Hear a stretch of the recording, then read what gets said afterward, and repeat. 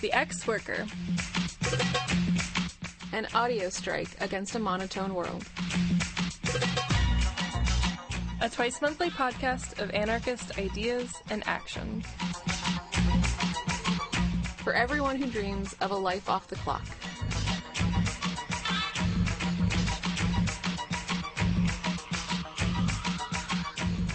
Hello everyone, and thanks for tuning back in to The Ex-Worker.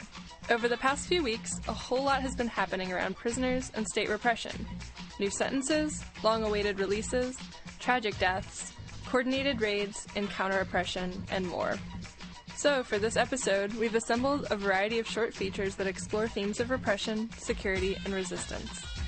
In celebration of former Green Scare prisoner Eric McDavid's release after 9 years inside, we reflect on the lessons of his case for our efforts to resist today. There are also 2 interviews to share. Ramona Africa speaks to us about the Move 9 case and the life and death of Phil Africa, and a comrade from Barcelona gives a report about the recent wave of repression by the Spanish state in Operation Pandora.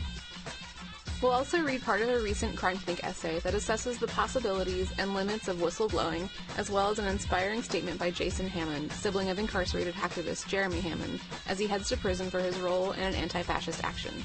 Listeners weigh in on cable access TV and iTunes, and we'll wrap it all up with a conclusion that ties together many different reflections on staying safe so that we can get dangerous together.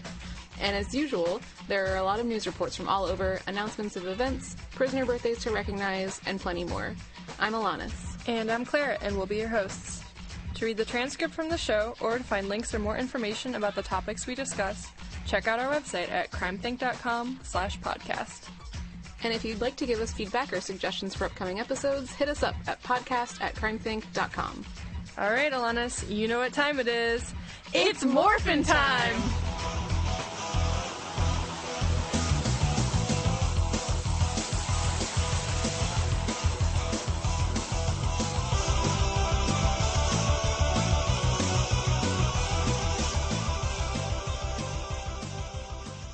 First up, it's the Hot Wire, our look at resistance and revolt happening around the world.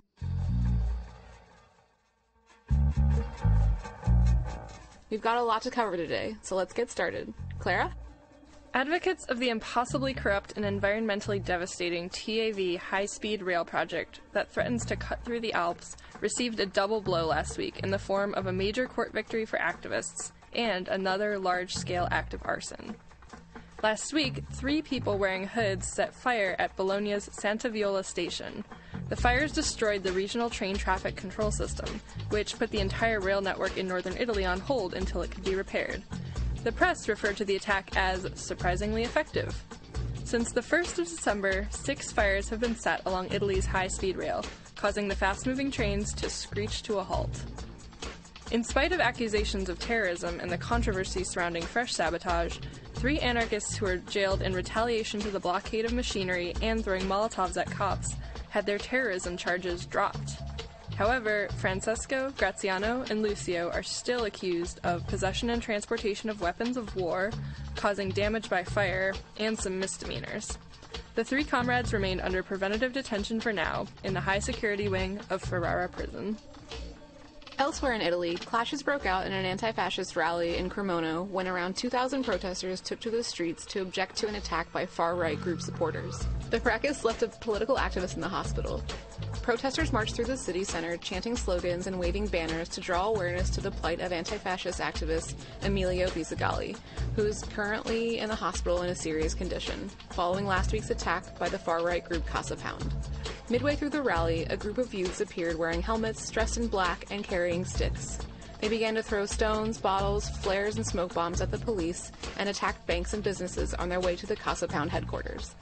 At demonstrations commemorating the anniversary of the 2011 uprising that led to the overthrow of dictator Hosni Mubarak, police and security forces killed at least 15 protesters in Cairo, Alexandria, and elsewhere. Kenyan riot police tear-gassed a group of 8 to 13-year-old school children who protested against the seizure of their school playground, which had reportedly been purchased by a local politician who intended to pave it over to make a parking lot for the nearby hotel he owns.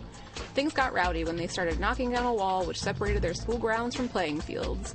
At least 5 children received medical treatment for exposure to tear gas, and 1 policeman was seen with blood pouring from beneath his riot helmet. Widespread looting took place in the Soweto township of Johannesburg, South Africa, after a shop owner shot and killed a teenager who had tried to rob the shop. So far, police have arrested 121 people for looting. News sources are calling the looting xenophobic, as many of the nearly 80 shops which were looted were Somali-owned. However, one commentator has pointed out that South African-owned shops have been looted as well. It just happens to be the case that most of the stores in the area are foreign-owned. Near Cape Town, South Africa, 27 prisoners armed with knives and sharpened objects attacked 10 guards.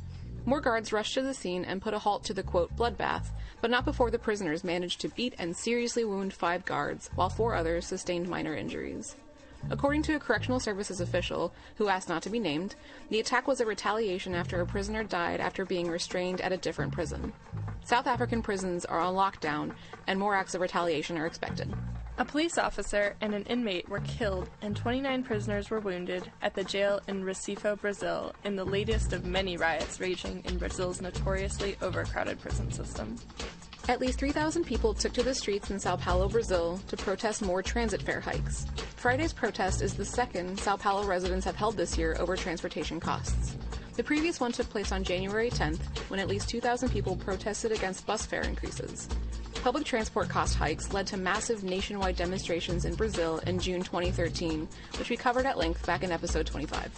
Thousands of Peruvians marched in at least 11 cities Thursday night to protest against a new law that strips workers between the ages of 18 and 24 of some labor rights. In Lima, some of the more than 5,000 marchers clashed with tear gas hurling police, pelting them with sticks and stones and setting fire to trash and street bins. 16 police officers were injured, 1 seriously, and 20 people were arrested in the capital. In Boston, activists shut down commuter traffic on Interstate 93 for several hours, chaining themselves to concrete-filled 50-gallon drums and chanting Black Lives Matter. 17 people were arrested. Across the U.S., protesters commemorated the federal holiday honoring Dr. Martin Luther King Jr. with Reclaim MLK actions, insisting that the civil rights leader's radical legacy not be sanitized to pacify post-Ferguson social struggles. At a Reclaim MLK action in Bloomington, Indiana, in which a major intersection in the commercial district was shut down, a cop had his body camera knocked off and stolen. Unfortunately, 2 people were arrested and charged in the scuffle, and another woman was picked up later and charged with felony theft after police claimed she snatched the body cam off the ground and disposed of it. Later in the evening, during a second demo that made its way over to the jail, a tire was slashed on a squad car. The camera has yet to be recovered. Normalista students in Mexico continue to clash with police over the disappearance of their 43 classmates last year. On Monday, students clashed with security forces in Iguala as protesters tried to break into the local military base. 4 people were reported to have been injured. Clashes also took place in the coastal city of Acapulco. 2 officers have been injured by rock-throwing protesters in the Israeli city of Rahat during the funeral of a Bedouin man who was killed during protests a few weeks ago. Police deny any excessive use of force in dealing with Arabs and point to the diversity in Israeli society, where Arabic is an official language and an Arab serves on the Supreme Court. Bedouin activists point out that they still face discrimination and economic disparity, and that, quote, anger and tensions are high. Any small incident can make things explode. On January 7th, 7 Waorani warriors invaded the Petrobel oil field in the Amazonian province of Pastaza, causing enough damage to shut down 11 oil wells operating at the facility. Soldiers from the Ecuadorian military were called to the scene, and 6 soldiers were wounded in the clash with the warriors who were armed with blowguns, shotguns, pistols, and spears. 6 of the 7 Waorani men were ordered by Judge Alvaro Guerrero to be imprisoned on January 8th, and a 7th man was allowed to remain free, with certain restrictions based on his advanced age. The struggle against the C-type or maximum security prisons in Greece continues. Propaganda actions have been occurring regularly in various neighborhoods of Athens and cities throughout Greece, drawing attention to the attempt by the Greek state to more extensively confine anarchist prisoners and those who struggle. As our correspondent from Germany mentioned in our Year in Review episode, a disturbing right-wing anti-Islamic popular movement continues to grow in Germany. Patriotic Europeans Against the Islamization of the West, or Pegida, received a recent boost in popularity after the killings of journalists and cartoonists at the Charlie Hebdo magazine in Paris by Islamist militants. Their demonstrations in various German cities have attracted as many as 25,000 participants despite condemnation by German Chancellor Merkel and widespread anti-fascist counter-demonstrations. They've also managed to weather some scandals, including recently when Lutz Bachmann, the founder of Pegida, resigned from the group after a selfie he took depicting himself posing as Adolf Hitler went viral. The group continues to publicly insist it's not racist or neo-Nazi, despite widespread participation of open neo-Nazis in the marches. And the fact that their founder dressed up as Hitler and took a picture of himself and put it on Facebook. In fucking Germany, people. The government of the Democratic Republic of the Congo is attempting to push through a law that would allow current President Kabila to stay in office. Thousands have clashed with police and built barricades in the streets of Kinshasa, and dozens have been killed by police. According to The Guardian, authorities reportedly shut down the internet in the capital city in an effort to keep protests from spreading. Expect to see that happening a lot more in the years to come. New road safety regulations issued by the Russian government can potentially prohibit people considered to have a wide range of mental and behavioral disorders from obtaining driver's licenses, including folks diagnosed with depression or anxiety, drug or gambling addicts, and perhaps, most controversially, transsexual or transgender people. An Oklahoma legislator has introduced a bill that would criminalize wearing hoodies. Under the terms of the new law, you could get fined hundreds of dollars or spend up to a year in jail for wearing a hooded sweatshirt or other clothing that conceals your identity. And this is not just at protests, nor in the commission of a crime, but literally in any public place. In this month's least surprising news so far, it looks like killer cop Darren Wilson will also not face any federal civil rights charges for murdering Michael Brown. What a piece of shit. Meanwhile, New Jersey cops were caught on film murdering Jeremy Reed, a 36-year-old black man, during a traffic stop, shooting him 9 times as he emerged unarmed from his car with his hands in the air. On January 10th in Minsk, Belarus, riot police raided a punk concert, confiscating radical literature and filming and collecting IDs. 3 people were arrested, with charges including minor hooliganism and distribution of extremist materials, as well as swearing at riot police. Seriously? Seriously, 1 received a €100 fine while 2 got 10 days in jail, and 1 reported having been beaten up while in custody. 4 more people have been arrested at subsequent solidarity actions, while others who were forced to hand over IDs of the concert have received home visits from police. Members of the anarchist Black Cross in Belarus speculate that the upcoming elections have provided the state with a justification for escalating repression against anarchists. Keep posted on updates at abcbelarus.org. Puerto Rican independentista and socialist revolutionary Norberto González Claudio was released from prison on January 15th and returned home to a crowd of supporters in Puerto Rico. He had been underground since 1985 and was serving a 5-year sentence for a bank expropriation to fund the independence struggle. Journalist Barrett Brown was sentenced to over 5 years in prison for his role in reporting on Anonymous and a Stratford hack, for which Jeremy Hammond is now serving time in prison. Here's a statement he released after the sentencing. Good news. The U.S. government decided today that because I did such a good job investigating the cyber-industrial complex, they're now going to send me to investigate the prison-industrial complex. For the next 35 months, I'll be provided with free food, clothes, and housing as I seek to expose wrongdoing by Bureau of Prisons officials and staff, and otherwise report on news and culture in the world's greatest prison system. I want to thank the Department of Justice for having put so much time and energy into advocating on my behalf.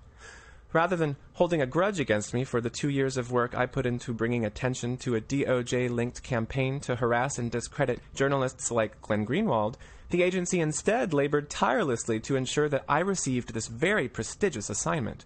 Wish me luck.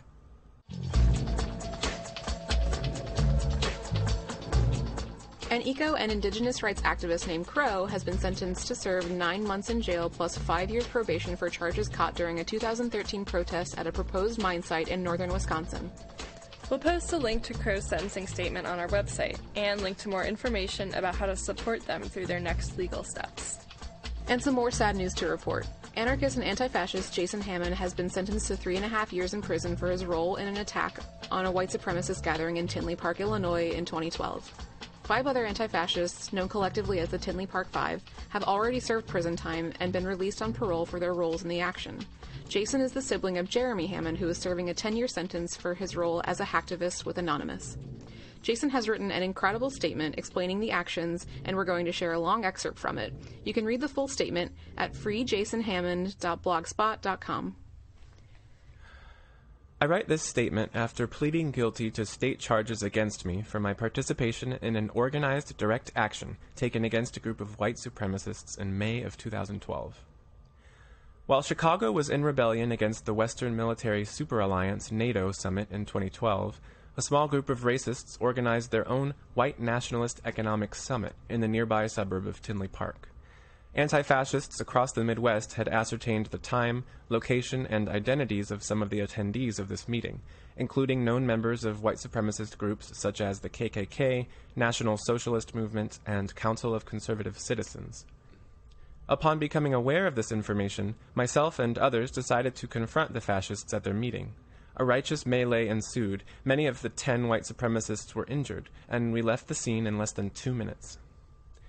Unfortunately, after leaving the restaurant, 5 comrades from Hoosier anti-racist movement were also arrested for their involvement by an off-duty cop. They are known as the Tinley Park Five, all of whom spent time in Illinois prisons after taking a non-cooperating plea, and have since been released on parole.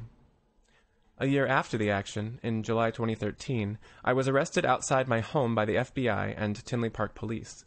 I was charged with armed violence and mob action, the same as the other 5 anti-fascists. Now, after examining the evidence and evaluating my options while out on bond, I must accept the judge's offer of 3.5 years. My chances of winning the case were very low, and if I lost, it could potentially mean a significantly higher sentence. It is difficult to decide whether to plea or not when faced with gambling years of your life in prison, but I also completely detest the narrative of the state in their courtrooms. Their story is that they rightfully apprehended a criminal, tried, and put them away in prison, where they will learn not to do it again while separated from society where they cannot spread their infectious ideas. That system does not work, and it never will.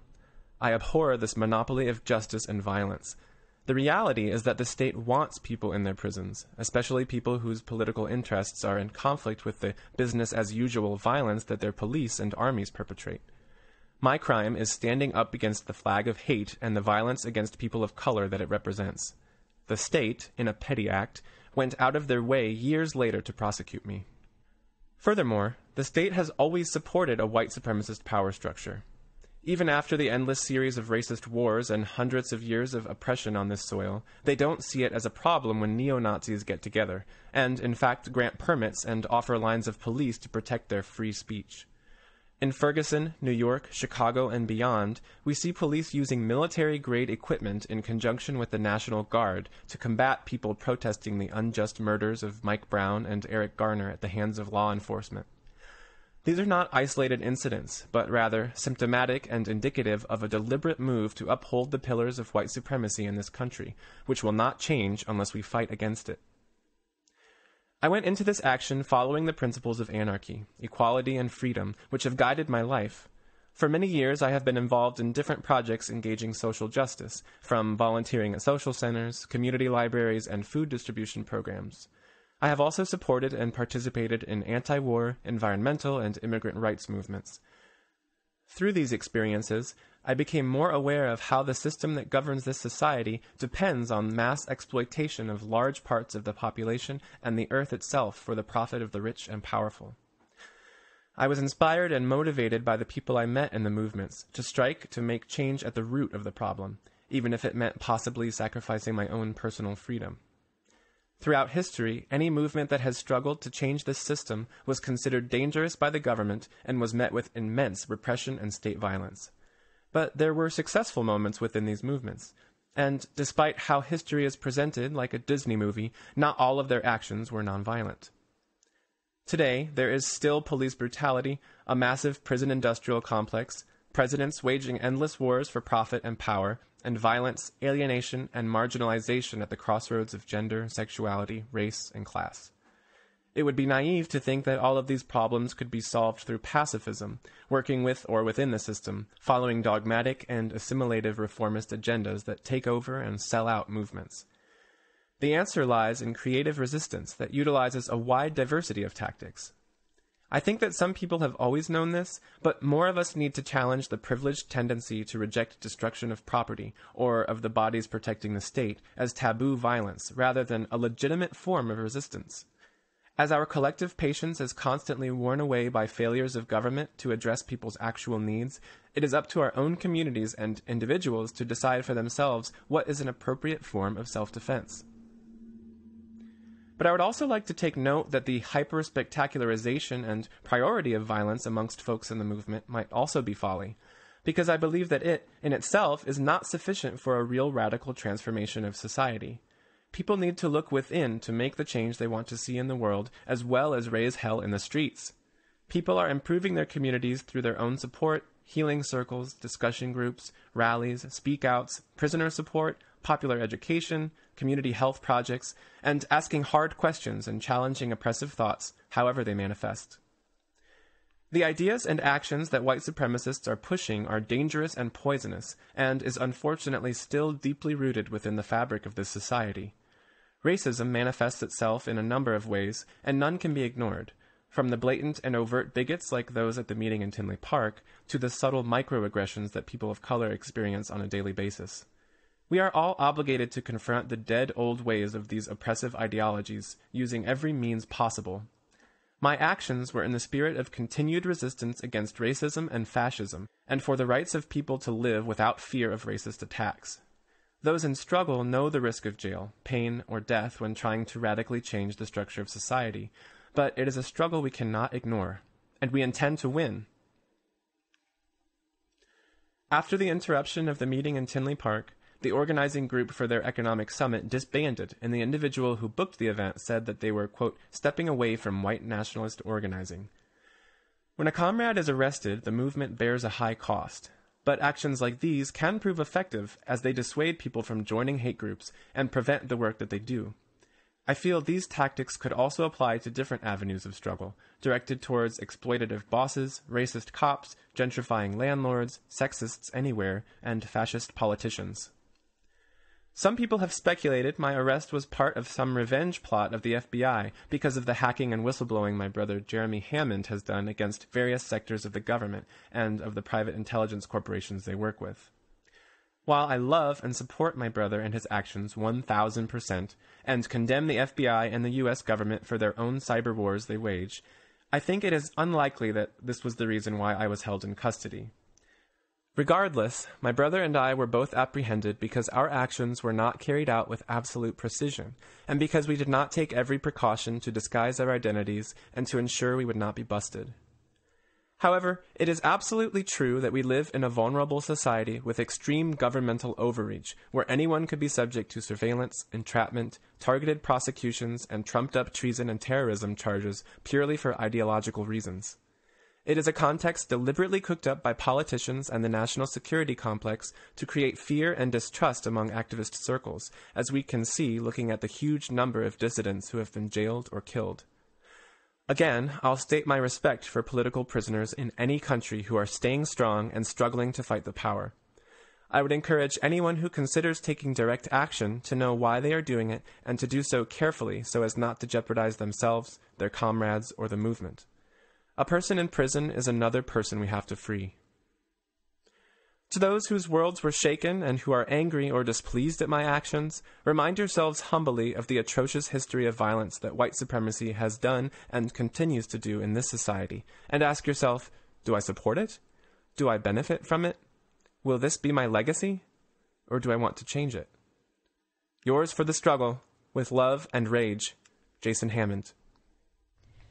Thanks so much for your moving words, Jason. We send you all of our love and support and solidarity. For more info on Jason's case and how to offer support, visit freejasonhammond.blogspot.com. In another piece of sad news, we learned recently of the death of Phil Africa in prison on January 10th. Phil Africa was one of the Move 9, one of the members of a Philadelphia-based black revolutionary group serving decades in prisons on trumped-up murder charges. The insanely brutal repression of MOVE in the 1970s and 80s forms one of the most despicable recent chapters in the state's war on revolutionaries who challenged the foundations of racism and exploitation of the earth. Phil's death occurred under extremely suspicious circumstances, with his previously good health declining dramatically while being held in a hospital for days, prevented from communicating with his family. From one angle, his life was almost inconceivably tragic. 2 of his children were killed by the state, one crushed to death by police as an infant in 1976, and another dying when the police dropped a bomb on the Move family's home in West Philadelphia in 1985. Phil remained separated from his wife Janine, another Move 9 prisoner, for 36 of their 44 years of marriage and was not able to see her before he died. Yet, despite the horrific violence he and his family endured at the hands of the state, he was no victim.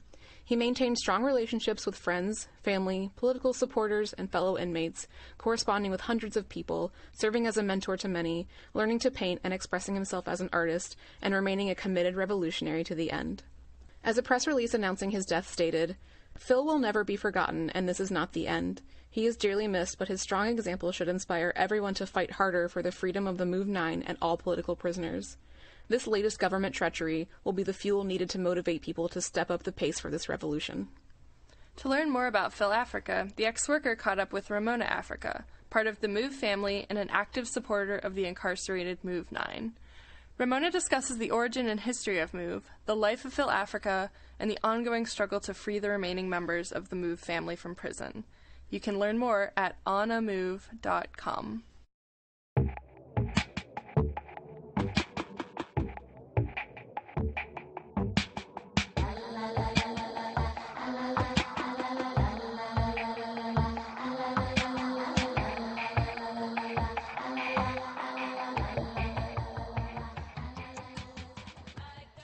This is Alanis from The Ex-Worker, and we're speaking today with Ramona Africa. Ramona, thank you so much for taking the time to speak with us. Oh, thank you for having me. We always welcome the opportunity to inform people about Move and what's going on with us. First, we want to offer our condolences on the death of Phil Africa, who passed away on January 10th. We appreciate that. Thank you. We'd like to learn more about Phil's life and his struggle. First, for a bit of background in case all our listeners aren't familiar, can you give us a quick introduction to the Move organization?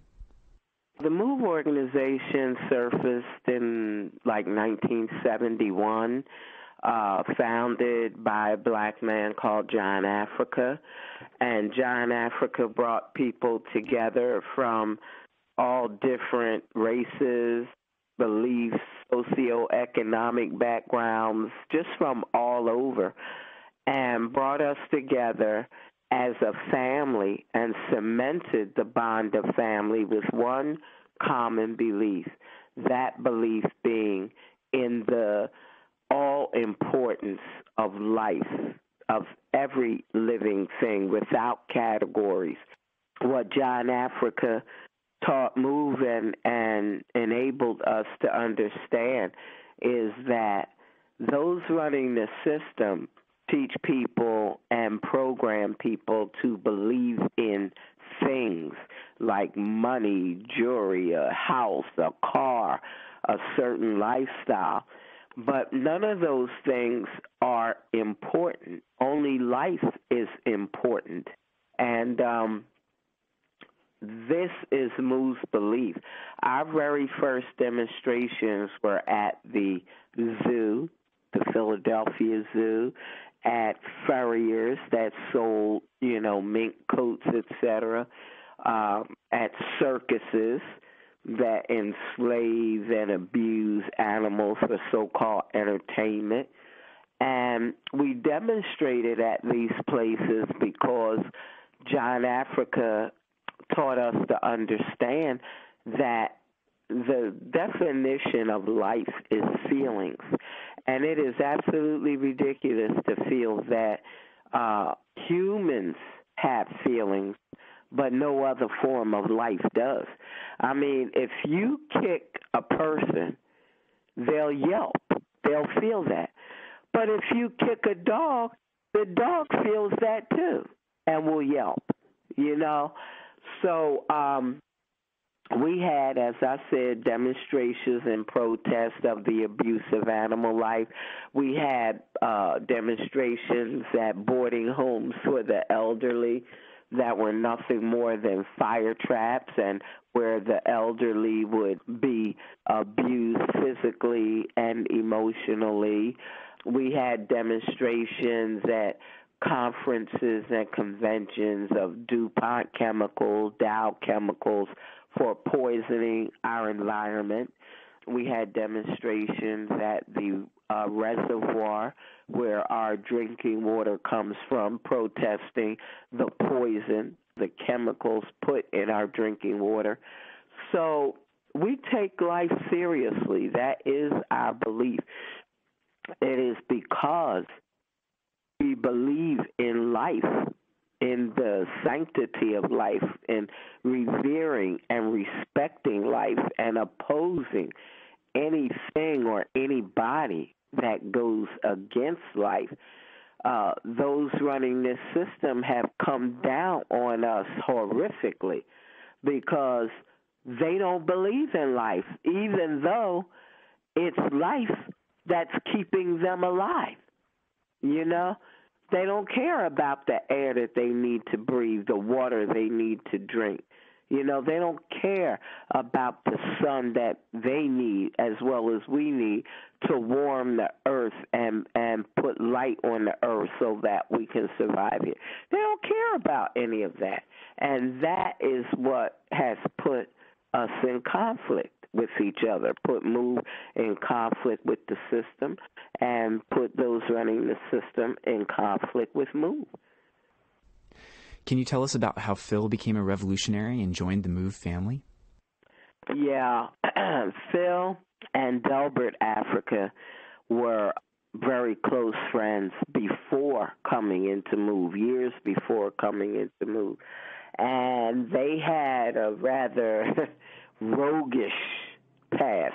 I mean, they did things that would raise the hair on your neck, you know, and we don't have a problem acknowledging that because that's what they were and who they were before MOVE. But upon meeting John Africa, you know, just casually, and then John Africa, like, talking to them, befriending them, they saw a different way of life. And they still had a lot of those characteristics in them when first coming to MOVE. But the longer they stayed in MOVE and applied the teaching of John Africa, they just became such loving and at the same time serious revolutionaries. You know, what became important to Phil is his family, you know, his wife, his children, the MOVE family, you know, doing what's right. He became uncompromisingly opposed to the things that you hear about all too often today, the police murders, mass incarceration, you know, this country bombing and murdering children like they did our children. May 13th of 1985, this government dropped a bomb on me and my family and killed the second of Phil's children. They killed one back in 1976. The police trampled a 3-week-old baby, Phil and Janine's 3-week-old baby, to death. So along with the wisdom, undisputable wisdom of MOVE's founder, John Africa, and along with the examples that this system demonstrates not only with MOVE, but around the world, literally, Phil became a committed revolutionary. John Africa said he was a preacher, you know, and it's the truth because people across the globe that had any contact with Phil loved Phil. Inmates in the prison, particularly younger men that were coming through there and did not have a strong attitude, a right attitude, and would get involved in things that they shouldn't and everything, Phil would talk to them. and work with them. Phil was a boxing trainer, and on the street, moved people, and even a lot of our supporters would run into people that say, yeah, Phil taught me how to box. You know, Phil straightened me out. This one woman who lives in Boston, her nephew was in SCI Dallas with Phil. And the young man and his aunt had a little conflict. And Phil wrote his aunt. And when I spoke with his aunt, you know, recently after Phil passed, she said, I couldn't believe that this young man, well, Phil wasn't all that young. He was 60, I think. And she said, I can't believe that he wrote me. And boy, did he straighten me out in a very calm, nice way. You know, expressed his concern and everything. And everybody that has had contact with Phil Africa has the same kind of reaction to him. John Africa said he was a preacher, you know, because he could sit and talk to you and counsel you, you know, with moved belief, and never had a problem doing it. Never had a problem doing that. So that's what Phil Africa was before Move, and what the teaching of John Africa turned him into. What can our listeners do to celebrate the legacy of Phil Africa? Yeah. This coming Saturday, January 31st, we're having a celebration of life event for Phil.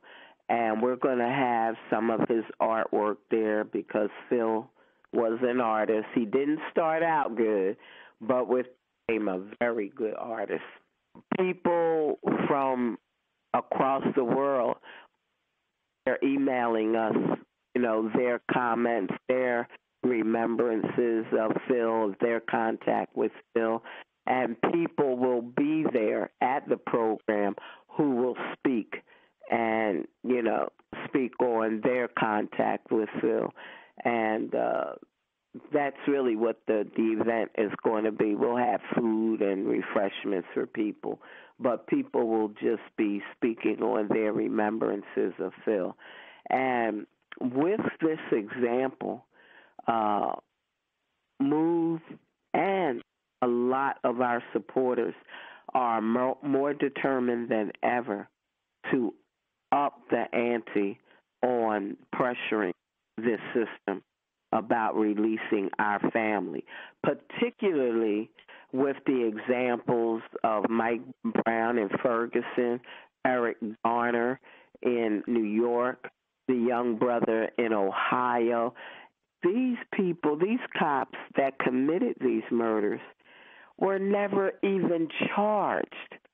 Our family, 9 members of our family, have sat in jail for over 36 years, going on 37 years, for a crime that they did not commit, and understand this, a crime that the trial judge, this was the trial of the Move 9 was a trial by the judge, not jury. It was what they call a bench trial. So the whole burden of the trial fell on the judge. He had to listen to all the evidence and then render a verdict. He found all 9 of our sisters and brothers guilty of murder, sentenced them to 30 to 100 years each in prison. The very next day, he went on a radio talk show program, and when asked a direct question by Mumia Abu-Jamal as to who killed Officer James Ramp on August 8th of 1978, Judge Malmet responded saying, I haven't the faintest idea. Now, he had just sat through that entire trial. he found my family guilty. Now, whether you're a juror or a judge, in order to find somebody guilty based on their legal law, you have to be convinced beyond a reasonable doubt. Now, saying that you don't have the faintest idea who committed crime, that is not, being convinced beyond a reasonable doubt. Our family has sat in prison almost 37 years now, and they were eligible for parole as of 2008. And each time they have gone before the parole board, they have been denied because they won't lie and say that they're guilty of something that they're not. That's what the parole board says, failure to take responsibility for your crime. Now, they have not committed a crime. And the thing is, for the parole board to demand that they say and admit to committing a crime that they didn't, what sense does that make? Do you know almost every week or thereabouts you hear or read in the news about people that have sat in prison, been convicted to prison for, they've been in there 10, 20, 30, even 40 years, some of them, only for new evidence to come up or, something happens to show that there's no way this person could have committed that crime. And they have to release them.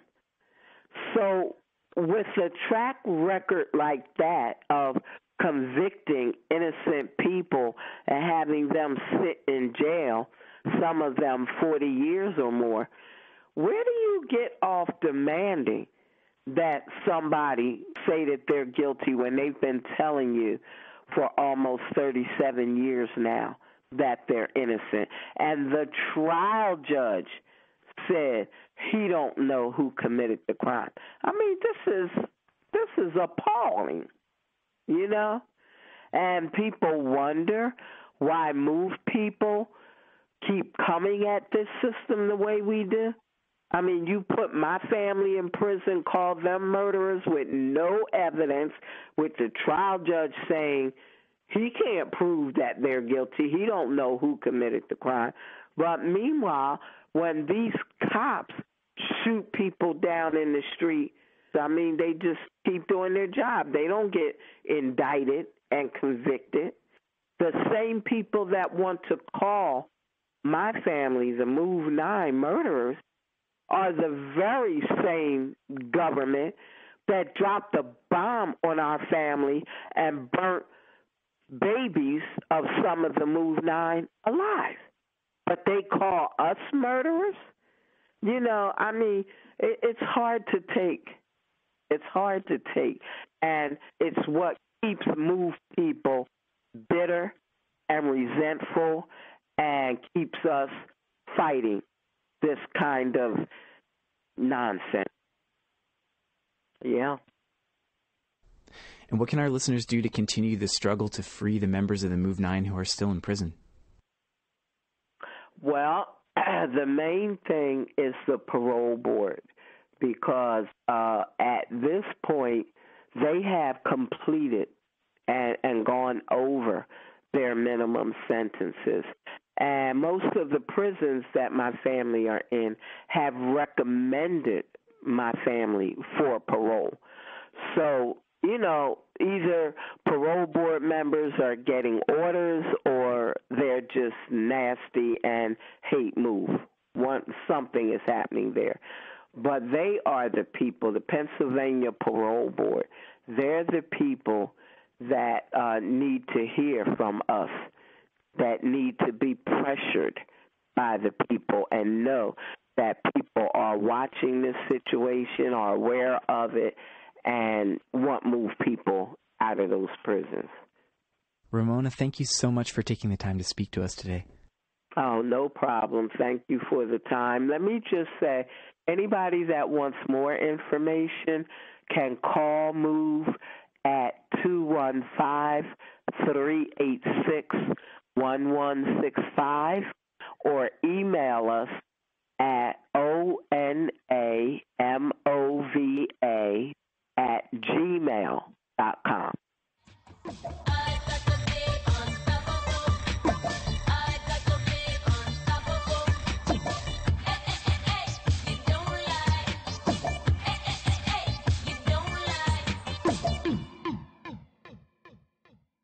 Just in the first month of the year, we've already had a lot of dramatic news about radical prisoners, both exciting and heartbreaking. The death of Phil Africa, the sentencing of Barrett Brown, Jason Hammond, and Crow, the release of Norberto Gonzalez Claudio. But in the best news we've gotten so far in 2015, Eric McDavid has been released from prison early after serving only 9 years of a 19-year sentence. That's totally amazing, but how? He wasn't even supposed to get out until 2023. Well, if you just want the legal explanation, he was released because of a habeas petition that he and his legal team filed in May 2012. A habeas petition is basically a legal maneuver in which the court is challenged to justify someone's imprisonment.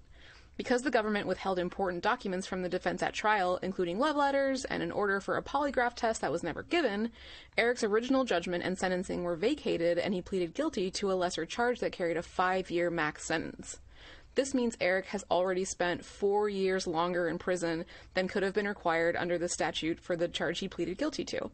He received credit for time served and was ordered released. Before we get to the rest of the feature pieces in this episode, we're going to spend a few minutes talking about his case and our reactions to his release. Stay tuned.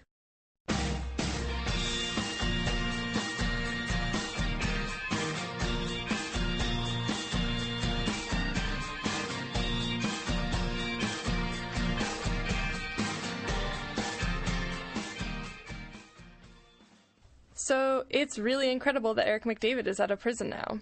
But the things I'm feeling right now are more like sad and angry. Like, it's amazing that he's out, but it's also insane that he ever went into prison in the first place, you know? That makes sense. Did you watch the video of him being released from prison? No, why? Okay, well, first off, it made me cry like a baby. And secondly, they briefly interview his partner Jenny, and she speaks to that. You're delighted, but are you angry as well? Of course. I mean, a lot of terrible things happened, and, I think that Eric's legal team did a great job bringing those things to light, and I hope that people continue to talk about that. Eric's case is just one among many. Yeah, I mean, think about all the people like Eric who are sitting in prison for potentially their whole lives, and many of them haven't even done anything. As far as I can tell, it's really common, but people aren't likely to believe someone who's already in a jumpsuit and looks the part of a criminal. Just last week in North Carolina, Joseph Sledge was released from prison after 37 years for a murder he didn't do.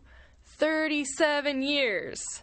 Back in 1976, he was serving a 4-year sentence for larceny, which, need we point out, is bullshit in the first place, and had escaped, which, need we point out, is awesome. And was snitched on by a fellow inmate in return for a drug conviction and a $3,000 reward and leniency with his own sentence. And so Joseph spent nearly 4 decades rotting in prison because the jury and judge already detested him for having rebelled against poverty and against incarceration, because the system rewards people for snitching and gives incentives for them to lie and turn on each other. And it's certainly not surprising to find out that Sledge is a black man while the 2 murdered women were white, in the context of the profound white supremacy at the foundations of the legal system. Sledge was assisted by the Innocence Project, an organization that helps exonerate wrongfully convicted inmates by using DNA evidence to clear their charges. In his case, a judge had ordered the physical evidence to be tested over 14 years ago, but nobody could find it until it turned up in an envelope on top of a dusty filing cabinet in the courthouse basement. We can imagine how many other people will never have the opportunity to prove in court that they've lost decades of their lives due to a racist court or a greedy snitch.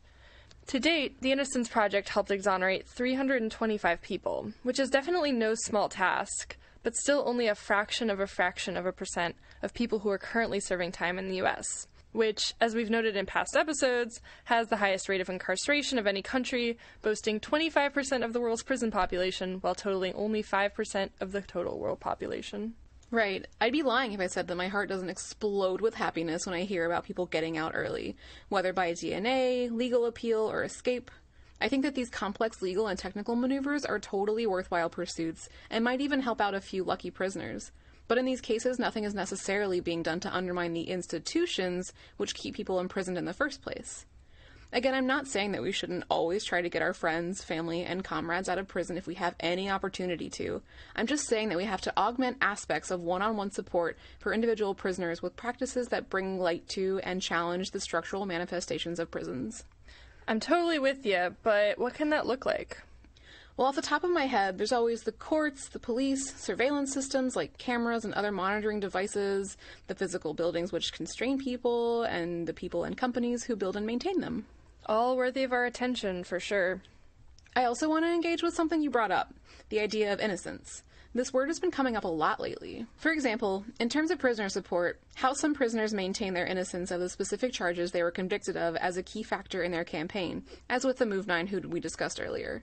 But some comrades are attempting to do away with the concept entirely, or seriously challenge the framework, such as the slogan, neither innocent nor guilty, which was deployed by those supporting anarchist prisoners Amelie, Carlos, and Fallon in Mexico. There's also the matter about how widespread unrest has catalyzed around police murdering people of color, but only when the dead can be portrayed as having been innocent or unarmed, etc. The media and the police put a lot of energy into trying to portray the victim as armed, dangerous, and aggressive, and unfortunately this tactic works to quell unrest. And simultaneously, it automatically delegitimizes anyone who doesn't passively allow themselves to be slaughtered by police, and raises the consequences for the kinds of self-defense that could actually keep folks alive. In any case, to bring things back to Eric, I want to stress that I'm not only excited about him getting out because I don't think he did anything wrong. It's important to demonstrate solidarity with folks in prison even if they did, quote, do something wrong, because keeping people in cages doesn't do anything to undermine the dynamics which put them there in the first place. If anything, it just reinforces the cycles of abuse and poverty which keeps the cages full, along with the wallets of those who profit from increasingly privatized prisons. And it's clear that even if we don't think that Eric broke the law, well, he did do something wrong. And that was to dream of a world that looked different from this one. One where infrastructure projects conceived of and built by humans wouldn't inflict irreversible damage on other species that share the land with us. A world where we could imagine radically different relations between ourselves and our surroundings. Unfortunately, Eric's big heart and dreaming mind were seriously taken advantage of by the FBI, in the form of a person who called herself Anna. Let's take a few steps back and talk about how Eric came to be in prison in the first place, in order to fill in people who might not be familiar with his story, and to remind those of us who are how quickly everything can change. The headline called them the believers. The comparisons are made to a terrorist organization. Well, Anna had the car, Anna paid the rent, Anna helped on the recipe to make the explosive. She encouraged her friends to follow through with their plans. They were gonna build a bomb and blow the Nimbus down. The conversations are being recorded. They didn't know it, but Anna was an FBI informant. During the course of his habeas petition, Eric's legal team gained access to over 2,000 pages of documents which hadn't been made available during his initial trial in 2007. Documents which would have solidified his lawyer's case that he was entrapped by the U.S. government, corralled into a plot that wasn't his own by an undercover informant who was tugging at his heartstrings and his politics. Some of these withheld documents were pieces of correspondence between Eric and a mysterious FBI informant who, to this day, is only known as Anna. Eric and Anna met at an anarchist gathering in 2004 in Iowa. After several months of attending anarchist events, she had honed her look and personality as a radical, playing the part of a street medic during protests and summits, spewing militant rhetoric, and completing the package with camouflage skirt and pink hair. Eric and Anna continued to run into each other at protests and gatherings over the next several months, and his romantic feelings for her flourished. She egged on his attraction to her rebellious spirit and began to pepper their conversations about their potential romance with mentions of militant direct action. Anna recorded these conversations and sent them straight to her FBI handlers. Anna was also fostering friendships with a few other radicals she'd met in the course of her work, Lauren Weiner and Zachary Jensen, who were indicted on the same charges as Eric, but caved under the pressure of decades in prison and collaborated against their co-defendants in exchange for lighter sentencing. Anna egged the FBI fabricated cell toward action, although through recordings and accounts, each of the three expresses doubts about the plans. Whenever this happens, Anna loses her temper, accusing the others of being unable to stick to a plan. The FBI, via Anna, rented a cabin in rural California, which they wired with cameras and tape recorders, and paid for Anna to drive Lauren and Zachary out to California in her Chevy Lumina, which was also bugged. Arriving in California, the three met up with Eric and began practicing making bombs, using recipes and materials, of course, provided by the FBI. Their proposed targets included cell phone towers, a genetically modified tree farm, and a dam, though hardly anyone brings up that the idea to target the dam was quickly laughed off by the alleged conspirators. And it continued to act as the force keeping the group on task, until January 13, 2006, when the FBI swooped in and arrested Eric, Lauren, and Zachary in the parking lot of a Kmart. All three were charged with conspiracy to damage and destroy property by fire and explosive. Quite literally a thought crime, because neither Eric nor his alleged co-conspirators ever carried out an action. Eric's arrest occurred within the larger context of a phenomenon that activists and civil rights advocates have dubbed the Green Scare, a wave of arrests of environmental and animal rights activists in the early 2000s. Many of these activists faced trumped-up terrorism enhancements for carrying out or planning direct actions that financially damaged corporations who benefited from the exploitation of animals and the earth. The name Green Scare alludes to the Red Scare of the 1950s, when radicals and dissenters were labeled as communists and faced prison, blacklisting, and other social consequences. We discussed it in some depth in episode 17. After his arrest, Eric was denied bail twice, despite having no prior criminal record and no history of violence, and spent almost 2 years before trial in the Sacramento County Main Jail in solitary confinement. He had little to no contact with other prisoners or the outside world, and was only allowed to leave his cell for a few hours each week. During that time, he endured 2 separate hunger strikes to gain access to vegan food. He also endured 2 separate bouts of pericarditis, a heart condition which he had never experienced before his time at Sac County. Eric fought the charges against him on the grounds of entrapment at his trial in September of 2007. After a trial riddled with errors, lies, and blunders on the part of the government, a jury found Eric guilty. Many of those same jurors later made damning statements about the FBI's handling of the case, and 2 of them submitted declarations to the court stating that they believe Eric deserved a new trial. In May of 2008, Eric was sentenced to 19 years and 7 months in prison. At the time, it was the longest-standing sentence of any environmental prisoner in the U.S. Unfortunately, Eric's case and sentencing seem to have set a precedent, and others, like Marius Mason, have since been sentenced to similarly outrageous prison terms.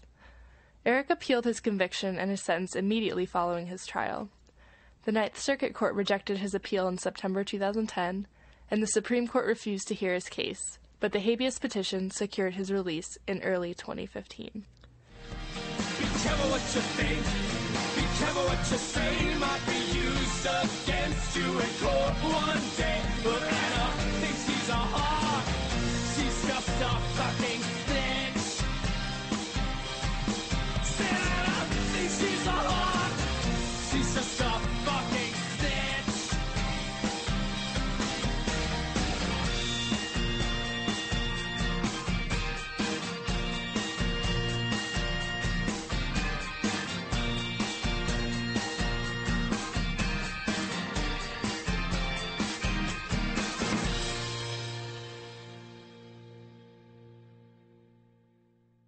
Eric's case is still relevant, even if he's now walking freely and adjusting to life here in the open-air prison we call life under capitalism. Just because his name will be removed from lists of prisoners to write doesn't mean he doesn't need our help. And I don't want his story to fade. We have to keep talking about the Green Scare and entrapment and keep analyzing the tools our enemies use to ensnare us. Not to encourage paranoia or exceptionalize ourselves, but because I never want to see this story play out again. Within anarchist circles, we saw similar tactics utilized by the FBI in the case of the Cleveland Four. Several young Occupy Cleveland activists were courted by an FBI informant who nudged them into action and provided materials to be used in an attempted plot to blow up a bridge. And there have been numerous cases of entrapment surrounding anarchist participation in protesting against summit meetings in the U.S., where informants pushed activists toward more militant tactics. We talked about this more in depth back in episode 17. Even creepier examples of this have transpired in Britain, where numerous undercover cops have infiltrated protest movements for years and years, and in 9 out of 10 documented cases had sexual relations, including having children, with activist women they were spying on, while simultaneously using them for cover and legitimacy. Ew, that's fucking disgusting. And if it weren't abundantly obvious, anarchists and activists are far from the only people whom these tactics are used on. The FBI has come under criticism from civil rights groups for their provocative use of informants in Muslim communities, infiltrating mosques and online forums and drawing young, sometimes impressionable Muslims into government-fabricated terrorist plots.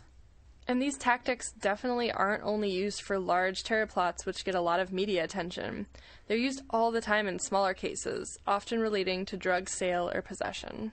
Learning to gauge the risks posed by an activity or situation and how to deal with them appropriately is a crucial part of staying out of jail, and it also helps to know what you're not worried about, so you don't waste energy on paranoia or unwarranted, cumbersome security measures. Just as it's important to stay safe from legal repression, it's just as important to resist being intimidated out of acting at all. We call this tightrope walk security culture, and there's a lot we could say about it. For now, we'll just quickly cover a few points that stick out to us from Eric's case. Refrain from planning serious actions with people you've just recently met or don't know very well. Don't talk about actions in a car, house, usual haunt, or near cell phones or computers. Don't brag, directly or indirectly, about what you've been involved in. Beware of people that play on your emotions to motivate you into actions you're not fully comfortable with, whether pressuring you to man up or flirting with you or whatever form it takes. And be really wary of people who seem pushy about kicking it up a notch. Bam, bam, bam, bam! These guidelines can't be applied in every situation. We mostly bring them up in relation to planning really intense actions, including those that involve fire or property destruction. They may be less relevant in situations where the social gains that can be made from including more people outweigh certain small legal risks, but keep them in mind nevertheless. But one thing that is always relevant in any situation is that you should never, ever talk to any police about anything. No matter how innocuous the questions are, no matter what they tell you. They can and will lie to you, whereas anything untrue you say to them, whether intentional or accidental, is a crime in and of itself. And if they already knew something, they wouldn't need to ask you. You will always keep yourself and your comrades safer if you refuse to give them any information. And in case you needed more encouragement, those who snitched in the Operation Backfire cases, on average, didn't get shorter sentences than those who stayed strong and kept their mouths shut. Despite the success of Operation Backfire and the Green Scare, there are still hundreds of unsolved ELF and ALF attacks, not to mention the innumerable actions which carried no acronym or claim. Meanwhile, many of the folks who've gone to prison in recent years didn't actually commit any militant actions. So we need to get over the whole idea that we can stay safe in a resistance movement just by refraining from certain activities. We shouldn't be deferred from acting, just from talking. Eric's case offers a textbook example of entrapment. Keep it alive and share it with those around you, especially those who are newer or more peripheral to radical politics, since those are the people who are usually preyed upon by agents of the state. In the same breath, though, be sure to share inspiring stories of when people have gotten away with really brilliant and spectacular actions. Because of all the energy that goes into supporting prisoners and making their cases known, by default, we often hear a lot more about actions in which people are caught.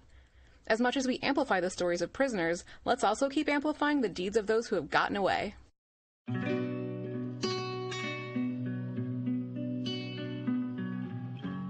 As we mentioned, Eric still needs our help through this part of his journey out of prison. For more information about supporting prisoners through post-release, check out the new zine, After Prison, which contains interviews with several former Earth and Animal Liberation prisoners about their experiences after being released and what kinds of support they needed. We've mentioned it on the podcast before, but since it's extra relevant right now, we'll post a link up on our website, CrimethInc.com/podcast. We'll also post a link to Eric's support website, where you can donate to his post-release fund. Check it out.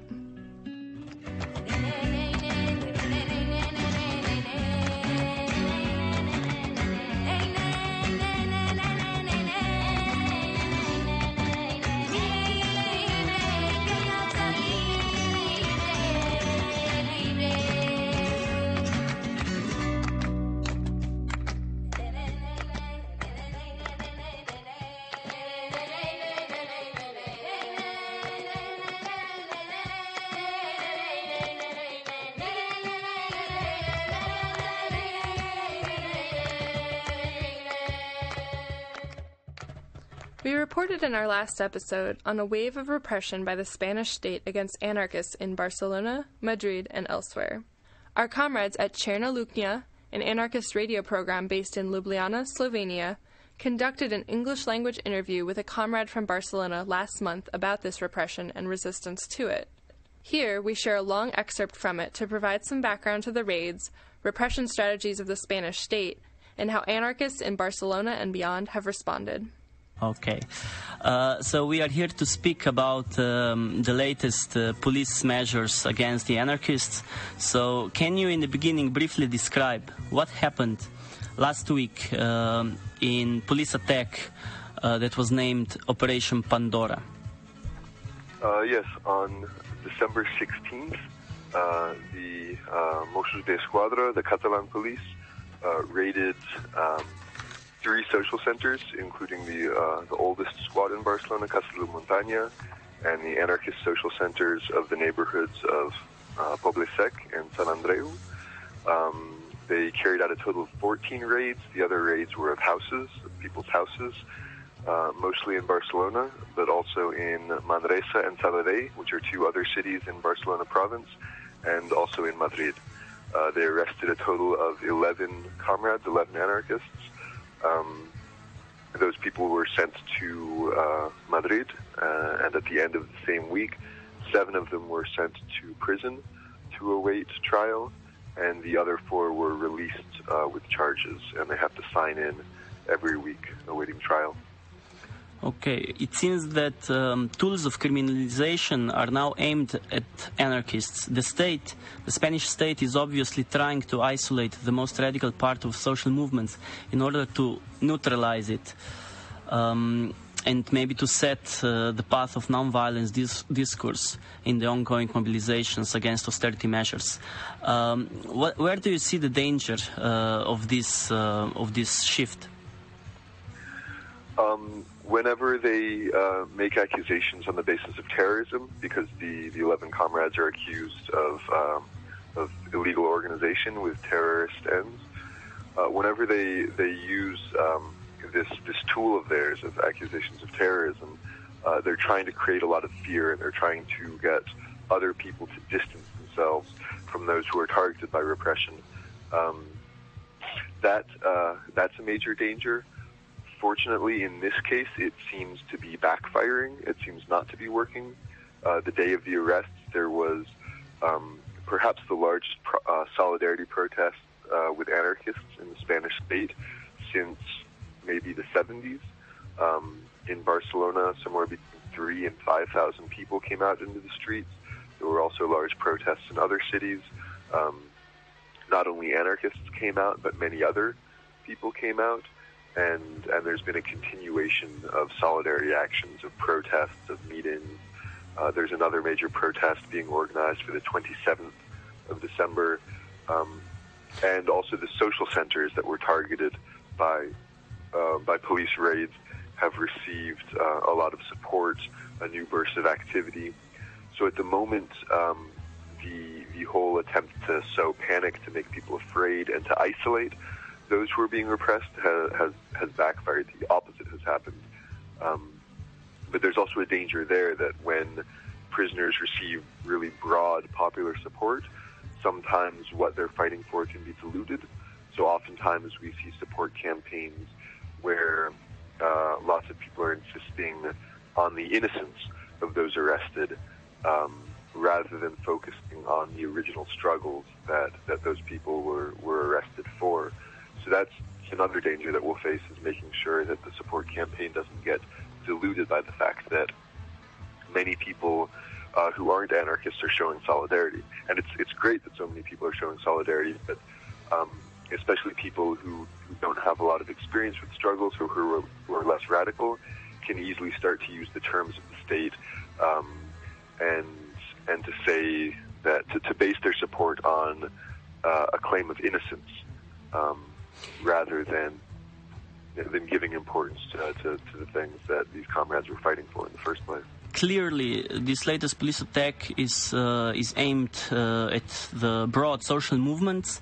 So, and whenever an act of criminalization happens, then we have the huge mobilizations against criminalization. But often the only thing that we focus on is the police repression, and then we forget about the wider social issues, the wider social struggles that these people that are now in prison participated in. So maybe can you just briefly say which are the most potent, the strongest political struggles in Spain at the moment that also our comrades were part of?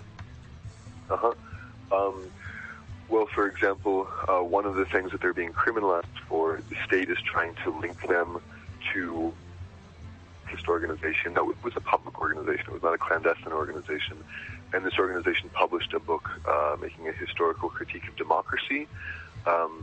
So in Spain, there was a dictatorship until the 70s, and then it transitions to a democracy, and a lot of anarchists are fighting to show the ways that the power has continued in some changed forms, but in a lot of the same ways from dictatorship to democracy.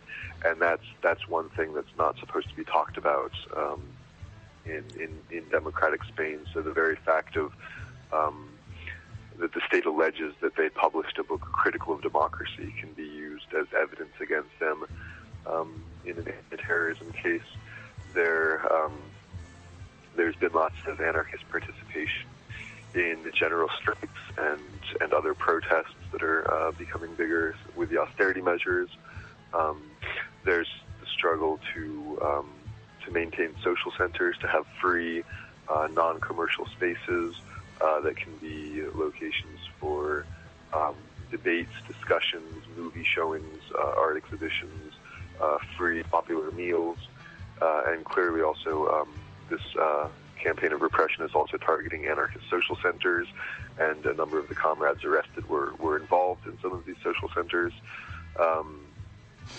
So these go ahead. Clearly, then we could say that what is at stake here is the broad autonomous political organization in Spain and autonomous organized resistance against austerity measures and capitalism in general, and not just specific acts of few individuals. Definitely. Yeah. You would agree with this? I would, and there's also the important issue of supporting prisoners. That the people who were targeted were also definitely targeted for supporting two other anarchist prisoners who are still locked up. They were arrested in an anti-terrorism raid in November 2013. 5 people were arrested, and 2 of them are still in prison awaiting trial. And these are 2 comrades who had already sat in prison for a long time in Chile, in what was called the bombs case there, another attempt to repress anarchists, which completely fell apart in trial. In trial, all the evidence fell apart. They were acquitted. They came to Spain, and then the Spanish police arrested them again. The media used the fact that they had been accused in the past as proof of their guilt. So what we also see is an example of police internationalism, a campaign that transcends borders, in which the police are trying to criminalize anarchists. The latest raid was, in a way, an inauguration of the new draconian law in Spain that aims to stifle protest and really put a lot of new, previously unimaginable boundaries to the political actions. What does the law that the Spanish state just adopted mean for the activists? What will the consequences be for popular movements in Spain? Can you briefly and specifically say about this something? Yeah, the new Mordaza law gives police a lot more powers to repress protests, and it increases penalties. It allows them to prohibit unauthorized gatherings, to prohibit the filming of police, and things of that nature. It's a powerful weapon to help criminalize protests of any kind. Some people say that this law and this very brutal action from the police could be seen as the recognition of movement strength. the state is so scared of the social movements that it feels that it has to develop new tools of oppression. Maybe we could say this. We could see this latest incidents in this slide. I think that's true. On a number of occasions in the past years, social movements and struggles have really threatened stability and order of the Spanish government. They've threatened plans for economic development. They've threatened the ability of the states to carry out evictions of all the people who can't pay their mortgage or pay their rent any longer. So a lot of the foundations of capitalism in Spain really are being questioned, and the ability of the state to carry out these measures has in a few cases been hindered. So, based on this, we could say that we can look forward to some positive and good developments in Spain in next months and years, even in this tragedy of the austerity.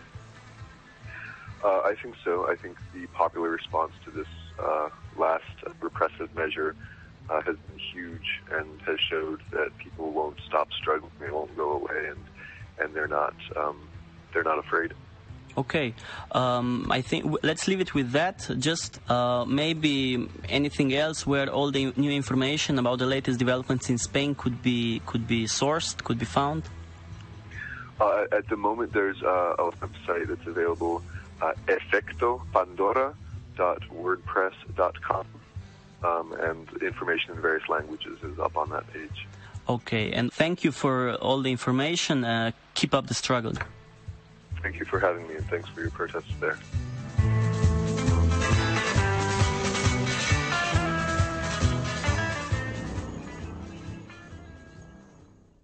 This interview took place in December, shortly after the Operation Pandora raids. We contacted our correspondents in Barcelona for the latest updates on the situation, and here's what they reported. On January 29th, the Spanish courts finally made the police files available to the defense lawyers and the arrested anarchists. Up until this point, they did not know what exactly they were accused of, beyond what the police were leaking to the press. It turns out the evidence is so weak, the judge released all 7 of the imprisoned anarchists on bail. Their comrades organized a festive homecoming. Unfortunately, because the state does not believe in its own principles, a weak case does not mean a safe case. The 7 released anarchists have had their passports seized. They must sign in at court 3 times a week, and they still face very serious charges, together with the 4 comrades also arrested on December 16th, who were already released. In addition, Monica and Francisco, who survived the bombs case in Chile only to be arrested again in Spain a year ago, are still locked up. Prosecutors have linked up the cases of Monica and Francisco with the Operation Pandora case, but they are still being pursued by different courts. The state is talking about 9 bombings that have been carried out by anarchists across Spain over the last few years.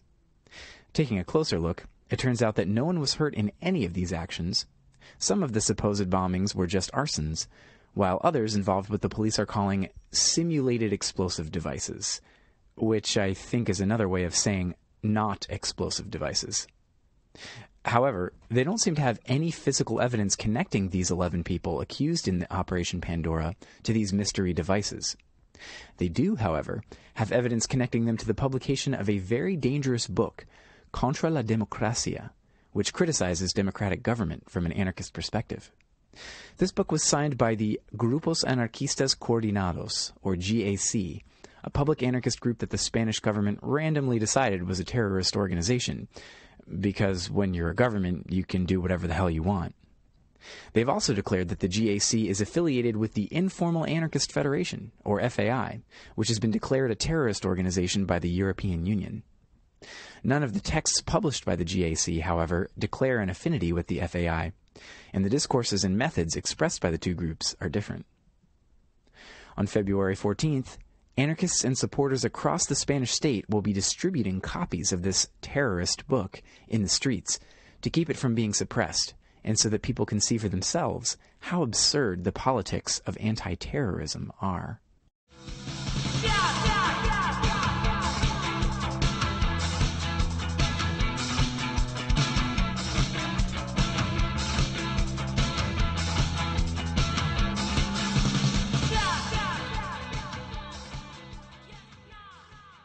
this episode, we've discussed several high-profile cases in which activists, journalists, radicals, and anarchists have faced prison. Some, like the Move 9, continue to insist that they're innocent of the crimes of which they're accused.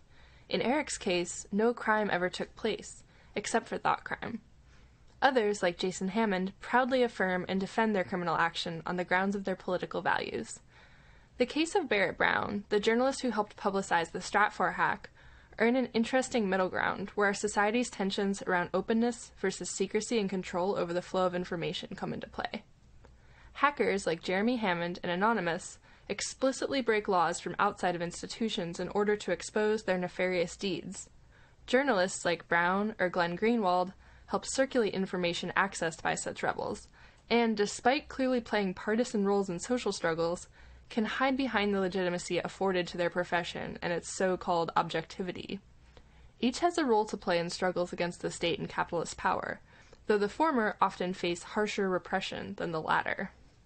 Somewhere in between these two positions lies the whistleblower. In recent years, we've seen a variety of high-profile cases, Chelsea Manning, Jesse Lynn Raddick, Thomas Drake, and others, in which courageous individuals working within oppressive institutions use their positions to access and leak information exposing what they saw as wrongdoing by those institutions. Perhaps the most influential of these is Edward Snowden, and it's his case that we'll use as a point of departure to analyze the possibilities and limitations of whistleblowing as a strategy for radical change. In 2013, Systems Administrator Edward Snowden, working as a subcontractor for the National Security Agency, leaked secret documents to media outlets that revealed the existence of widespread global surveillance programs run by the United States government and its allies. He has become a global celebrity, designated as the Guardian newspaper's Person of the Year for 2013, and the runner-up for Time magazine's similar award. Over the last year, he has lived in Moscow, where he took refuge against the threat of prosecution by U.S. authorities, and continues to participate actively in international debates around privacy, security, electronic communication, and freedom that his disclosures help to stimulate. Yet here in the U.S., rather than catalyzing widespread resistance to mass surveillance, Snowden's revelations seem to have been incorporated into a cynical resignation about the omnipresence and inevitability of government spying.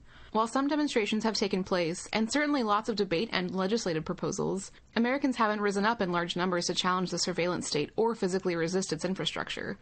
While riots raged against police violence, liberals and politicians scrambled to cash in on the rebellions by calling for federal funding for body cameras for police, even more electronic surveillance to put greater quantities of information into the hands of our oppressors.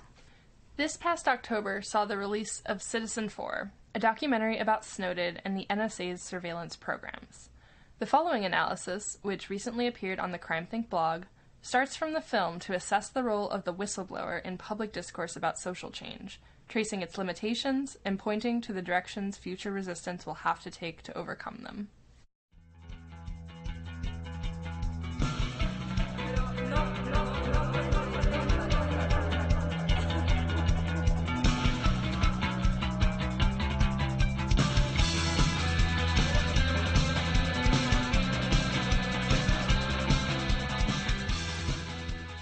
Beyond whistleblowing.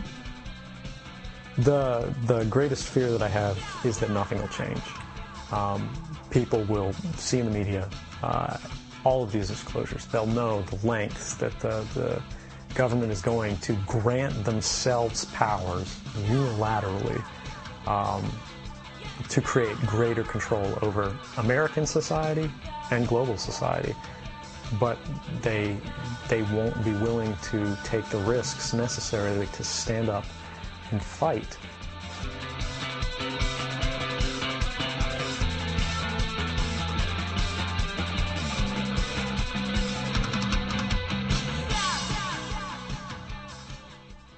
Citizen 4 is just the latest expression of public fascination with the figure of the whistleblower.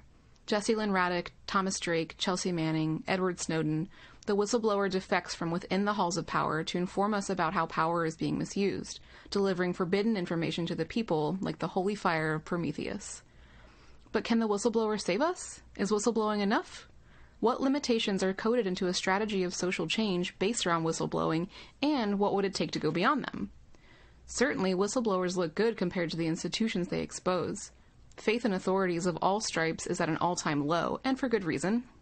In a news clip in Citizen 4, we see Obama claim to have ordered an inquiry into the NSA before Snowden's revelations surface, trying to imply that he was Snowden before Snowden. The president calls for a fact-based discussion when the only useful public source of facts has been the illegal leaks of the man he is decrying. It is difficult to imagine a starker contrast between courage and cynicism. But it's one thing to unmask tyrants. It's another thing entirely to depose them.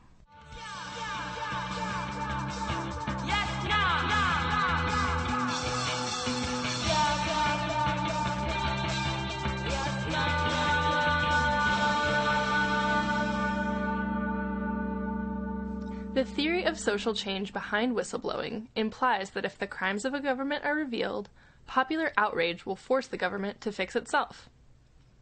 I believe that if the NSA's unconstitutional mass surveillance of Americans was known, Snowden said, it would not survive the scrutiny of the courts, the Congress, and the people. Yet, Snowden's greatest fear has been realized. Reforms to restrict NSA surveillance programs have been defeated by the elected representatives Snowden pinned his hopes on. Snowden and other whistleblowers have succeeded in discrediting governments, but not in halting the expansion of the surveillance state. They have revealed how invasive and unaccountable our rulers are, but they have not equipped us to defend ourselves. Is it possible that the same factors that position whistleblowers to achieve such an impact also hinder their revelations from bearing fruit? Why does the whistleblower make such a compelling protagonist? Above all, because he is positioned to speak from within the system. He is invested with all the legitimacy of the institutions he exposes. She did not begin as a rebel or an outsider. She believed in the system and felt betrayed when she learned it did not adhere to its own regulations. Whistleblowing is premised on a democratic discourse. If people know enough, they can speak truth to power, and this speech itself will somehow catalyze change. Snowden's own revelations show how naive this conception is. The departments that built this surveillance infrastructure, which now seek to imprison Snowden alongside Chelsea Manning, hold power by virtue of coercive force, not persuasive arguments. Merely speaking truth is insufficient. We are not in a dialogue, but a power struggle. Likewise, it's a mistake to treat the backroom machinations of politicians and bureaucrats as temporary malfunctions in an otherwise transparent and egalitarian order. These are not excesses, but business as usual. They are not exceptions to the rule, but essential to the rule itself. Since the heyday of whistleblowing in the 1970s, Daniel Ellsberg, Deep Throat, and the Citizens Commission to investigate the FBI, investigative journalists have exposed scandal after scandal. Treating all of these as anomalous implies that the state itself is inherently legitimate and simply needs reforming. But it's backwards to think that citizens can police the state. The stronger the state, the more power it will bring to bear against its citizens, not to mention everyone else. Focusing on whistleblowing as a primary method of challenging injustice frames those who hold privileged positions within the current systems of war and surveillance as the agents of change. Yet, for the most part, these people are the least likely to step out of line. 1,000 mechanisms of selection, insulation, and incentive ensure that they are not susceptible to crises of conscience. It should be no wonder that Mannings and Snowdens are so rare relative to the faceless thousands who design and enact military occupation or mass surveillance. We can't stake the future of humanity on those within the halls of power. Instead, we should be asking how people from all walks of life might work together to disable the infrastructure of oppression. System administrators like Edward Snowden wield disproportionate influence over the fate of our species, but they cannot create a solution by themselves. Centralizing a few computer experts as the subject of social struggle obscures all the other demographics whose participation is essential in any movement for liberation. This oversight explains the despair Julian Assange and Jacob Appelbaum hinted at in their 2013 talk at the Chaos Communication Congress, when they described sysadmins as a class that should organize to defend its own interests, warning that it would soon be too late to halt the descent into digital tyranny. In fact, people outside the institutions of power will go on fighting against injustice regardless of the consolidation of power on the internet. Many have no choice. The rapidly increasing numbers of the marginalized, unemployed, and oppressed must figure at the center of any strategy for change alongside defectors from the programming cast. If programmers conceptualize their interests as distinct from the rest of humanity and organize to defend those interests rather than to participate in a struggle much greater than themselves, they will be doomed along with the rest of the species. As Snowden feared, in the absence of proposals for how to fight it, the revelation of state surveillance only exacerbates the chilling effect it is intended to achieve. The average newspaper reader, upon learning that the NSA is tracking his whole life via his smartphone and credit card, is not likely to take to the street in outrage, but to become more guarded and submissive. Yet silence and obedience will not protect us. They only embolden those in power to target ever broader circles of potential enemies. Nor can encryption and other security measures suffice to keep us safe. The government will always have superior technology at its disposal. If we conceptualize resistance as a merely technical issue, we will be defeated from the start. Encryption is important, but the only real security we could achieve would be a movement powerful enough to stand up for anyone targeted by the state. However much intelligence government agencies gather, they can only utilize it to the extent that they are able to bear the political consequences. The sooner we join in an open struggle against them, the safer we will all be. Let's return to the figure of the whistleblower. The ideal hero is like us, an everyman, only endowed with supernatural courage and destiny. Heroes represent a step we could take, but do not. A step we often do not take for fear that we are not gifted the way that they are, not chosen by destiny. And this is precisely what is dangerous about heroes. They tend to sideline those who believe in them. This is not to denigrate whistleblowers. Snowden and Manning have given everything to be true to their consciences, out of the most selfless intentions. But the best way to honor their courage and sacrifice is to step onto the same path. The message they have for us is not just the information they delivered, but above all their conduct itself, their decision to defect from the side of oppressive power to the side of the people. Rather than simply revering Snowden's exceptional bravery, let us ask ourselves what the equivalent to his deed would be in each of our own lives. It might not be whistleblowing, but something else. What would it mean for the rest of us to defect from the power structures that we participate in? To identify what is intolerable in our own mundane complicities and break them off once and for all? This is a step each of us can take, wherever we are situated in the architecture of power. Whistleblowing alone will not bring about social change. That takes direct action. Remember, there was no whistleblower in Ferguson. It was not a revelation of police misconduct that triggered the most important wave of protest against police brutality in 2 decades, but the fact that people acted on their outrage. The killing of Michael Brown was understood nationwide as a tragedy because people protested, not because a video recorded it, nor because an insider revealed that his killer violated some statute. Objecting to government activity on the grounds that it is illegal or corrupt leaves us powerless against all the forms of brutality and abuse that are already legal. We need to develop the capacity to stand up to the authorities regardless of the laws. Otherwise, all the whistleblowing in the world will be futile. Today, we don't lack awareness of the surveillance state so much as we lack concrete examples of how to take action against it. In the spirit of Jeremy Hammond, we might hypothesize that what we need is not just to reveal the misdeeds of the state, but to identify its strategic vulnerabilities. From protecting Tunisian activists against surveillance to revealing the names of members of the Ku Klux Klan, Anonymous has demonstrated the tactical advantages of hacking in concert with social movements. Richard Stallman himself has pointed out that denial of service actions are simply a new form of blockading. Just as protesters from New York to the Bay Area blocked interstate highways, online activists blockade the information superhighway. Protests that combine online and offline direct action offer opportunities for new alliances cutting across class, race, and geography. Meanwhile, the functionaries who keep the surveillance apparatus running operate out of offices in placid suburbs from Fort Meade to Hawaii. Following the lead of protesters who targeted Google in San Francisco, we can imagine offline demonstrators opening a new front in the struggle. Perhaps this could turn the tables on those who consider themselves the masters of the digital universe from the comfort of their desks. So, whistleblowers, sysadmins, and hackers of all hats must make common cause with other movements and populations, understanding whistleblowers as one of many tactics in a much larger struggle. Alone, whistleblowers and other digital dissidents will be tracked down and imprisoned like Chelsea Manning and Jeremy Hammond, or trapped like Julian Assange and Edward Snowden. Together, with all of our diverse abilities and perspectives, from programming skills to the clarity that comes of having nothing to lose, we will be more powerful than any of us could be alone. I'm not trying to bring down the NSA, I'm working to improve the NSA, Snowden insisted in his more innocent days. Today, any real pragmatist must acknowledge that it would be easier to dismantle the NSA and all the unaccountable institutions it defends than to reform them. The simple desire to be granted privacy and left in peace brings us into direct conflict with globally networked state power. This is a daunting prospect, but it's also a good time for it, as millions of other people around the world are being propelled into the same conflict by the ecological, economic, and racialized crises produced by this top-heavy power structure. And here we arrive at the heart of the matter. The chief target of the NSA has never been so-called terrorists, but grassroots movements that challenge the distribution of power. In this light, the decision to broaden the scope of NSA surveillance to include the entire population of the United States is not surprising after all. The goal never really was to find the proverbial terrorist needle in the haystack.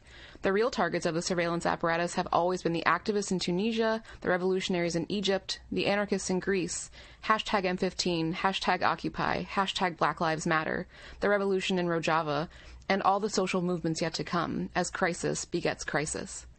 It is no longer realistic to imagine social change as a matter of policy discussion, if it ever was. We need to be thinking in terms of revolution, whether you act from behind a keyboard or a barricade.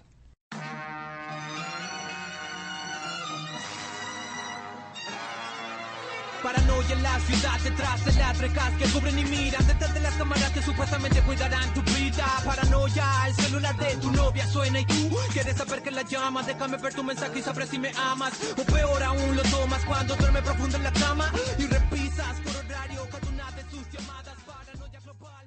Okay, time to take a look at this episode's listener feedback. Alanis, what have we got? Well, first off, let me say we've been getting a lot of messages from folks, which is totally awesome. We're doing our best to reply to everyone, but we're running a little behind. So apologies if you haven't heard from us yet.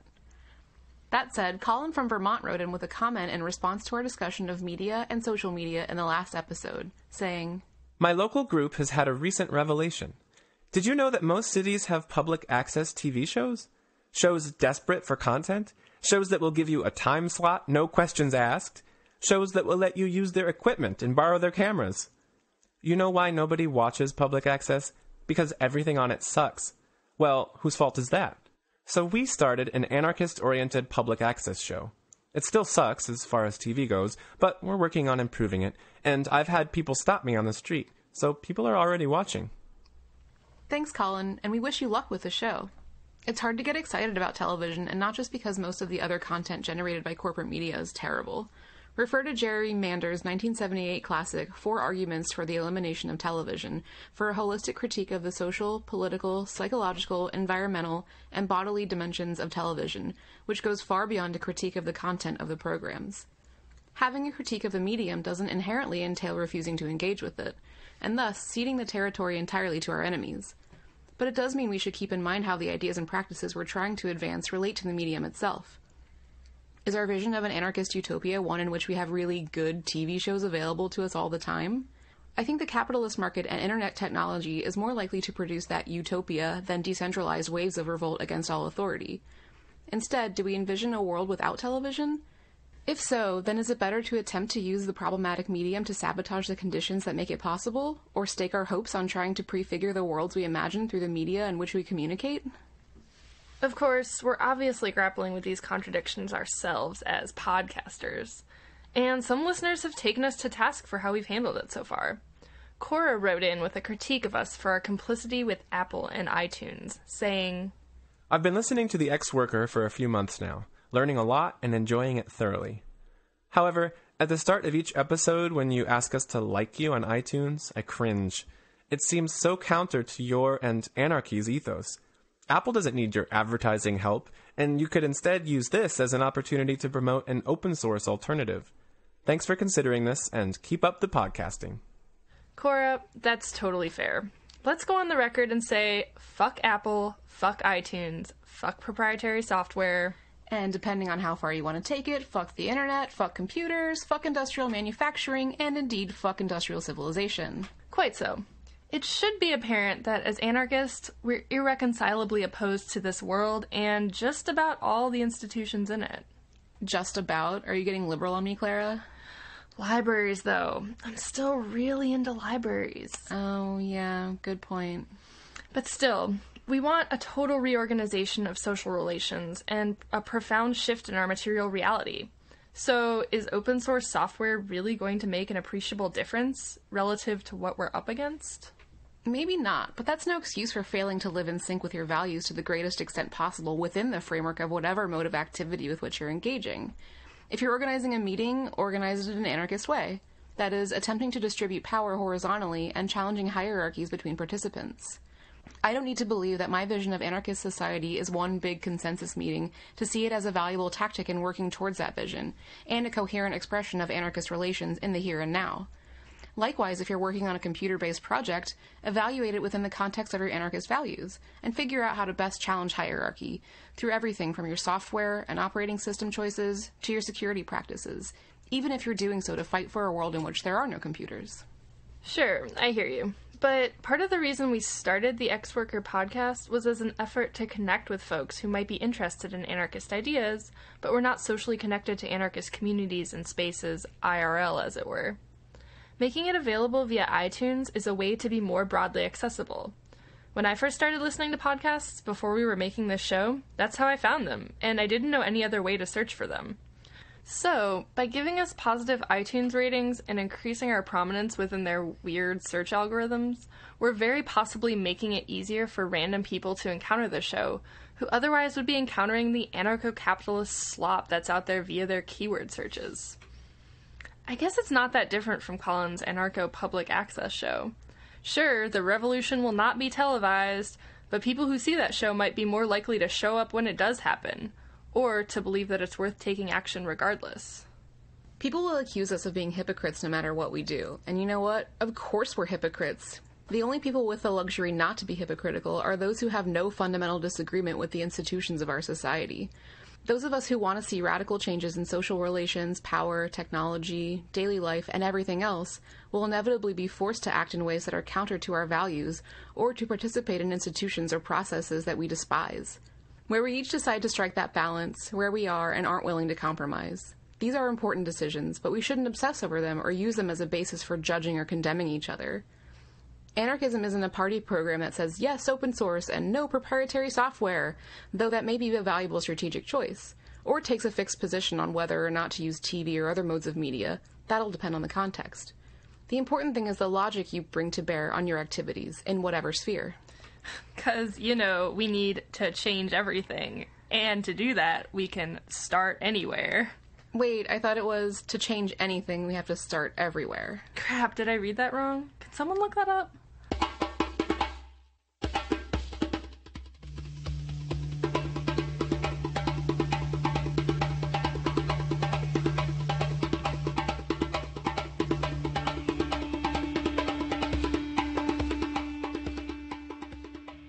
These questions about computer security and entrapment of dissidents are especially relevant in this political era of state repression through conspiracy charges.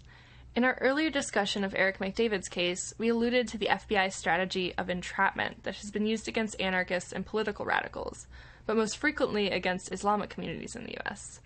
This has kicked into high gear with the worldwide phenomenon of disaffecting young Muslims leaving their countries to fight for ISIS.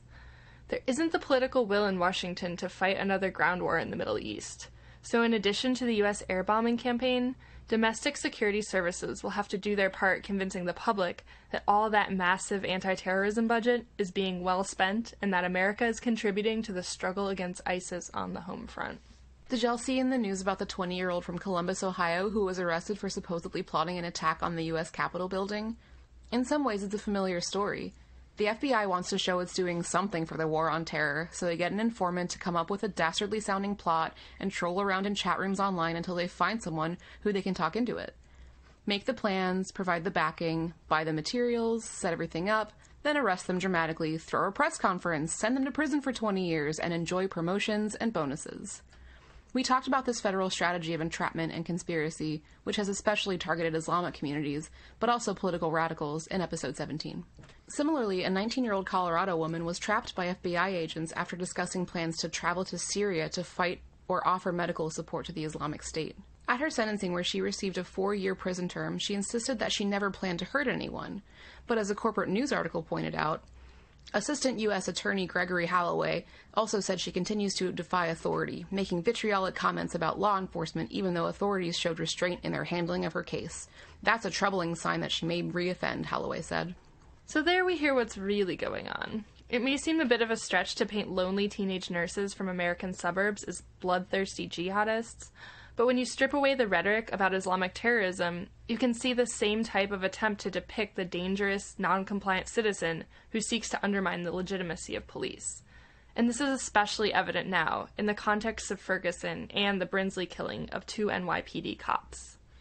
Now, the state uses a test case most Americans will line up behind, repressing potential international jihadists, to establish a precedent in which defying authority or making vitriolic comments about law enforcement can be a justification for longer prison sentences. Meanwhile, a 17-year-old in New York was arrested for a Facebook post including a string of emojis that applied sympathy for violence against police. How far will it go? Meanwhile, anarchist prisoner Bill Dunn found himself targeted by a hit from the U.S. Parole Commission, meaning that instead of recommending his release, they effectively sentenced him to an additional 15 years, scheduling his next consideration for parole for November 2029. Why? To quote the parole board, as per Bill's account, "The Commission finds your continued association and affiliation with anarchist organizations is evidence that you still harbor anti-authoritarian views that are not compatible with the welfare of society or with the conditions of parole." Again, it's not what Bill did while on the outside, nor how he has conducted himself while in prison, but his anti-authoritarian views that justify his lifelong incarceration. Combine this with what we're seeing in the previously described cases, and we find that opposition to authority is what the state wants to target, not specific behaviors or so-called crimes. We're not outraged about this because of some civil liberties argument about free speech and the criminalization of dissent or whatnot, because we recognize no legitimacy on the part of the state to either secure or deny us rights. We simply recognize that across these various cases, police and courts are expanding the range of tactics they can use to repress anarchists and anti-police rebels. We need to pay careful attention to these cases, and not just ones targeting political radicals.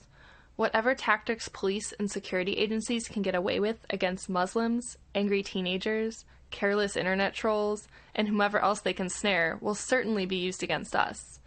And we should also show solidarity with folks targeted in this wave of reactionary arrests, as more and more our anger against police and authority becomes a crime itself. It's not enough that when we're kids they diagnose us with oppositional defiance disorder and try to medicate our hatred of authority out of us so that we'll do our homework and stay in line. If our defiant spirits make it through to adulthood, then prison steps in to cure what the drug pharmaceuticals couldn't manage. Why? Because they know that without all of their efforts to pathologize, criminalize, and marginalize resistance from cradle to grave, it could prove contagious. And above all, they fear the infection spreading out of their control. But we have to find each other. So many of us are left isolated, wondering if we're the crazy ones, unable to figure out why everyone else seems to passively accept all the misery and bullshit of this society, wondering if there's anyone else out there who cares enough to do something about it. So we send out messages in bottles, screams into the void, hoping to encounter others who feel similarly.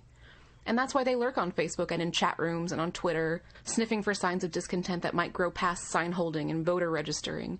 They prey on our loneliness and isolation, our urgent need for connection, our earnest desire to find some way to resist. We can't stay isolated. Lone wolves can make a difference, but for the broad transformations we so urgently need to be possible, we've got to find each other. Yet when we try to reach out, we're vulnerable to entrapment by predators. What can we do? Well, there's only one thing to do. Keep resisting while learning all we can and doing our best to stay safe. We should pay attention to what we can learn from whistleblowers like Snowden, who revealed the extent of NSA global surveillance, and hackers like Jeremy Hammond, who offered us a glimpse into the world of private security firms. But we must not let these revelations scare us out of acting. Act smart, act carefully, but take action. Resistance is not impossible, and it is not futile. Recall what Jason Hammond wrote in the sentencing statement we read earlier. On a basic level, the reason why Jason and Jeremy were caught and sent to prison, more so than any government conspiracy, was simply because our actions were not carried out with absolute precision and with every precaution made to disguise our identities and ensure we would not be busted. Whether that means perfecting your encryption online, or making sure your clothing obscures any possible identification, or planning your exit routes carefully, whatever it is in your case, do your research and take all the precautions necessary to keep out of prison and stay in the struggles that matter most to you. As we pointed out during our discussion of Eric's case, one lesson of the Green Scare is that not taking action will not protect you. You don't have to actually have taken militant action to serve a long prison term as if you had. Nor does snitching protect you. Many of the snitches involved did considerable time, in some cases longer than those who stayed true to their values and their comrades. Given these facts, all their efforts to repress and divide us can backfire. If we're not necessarily safer by remaining inactive or even by snitching, then we have no reason not to take action on every front that we can.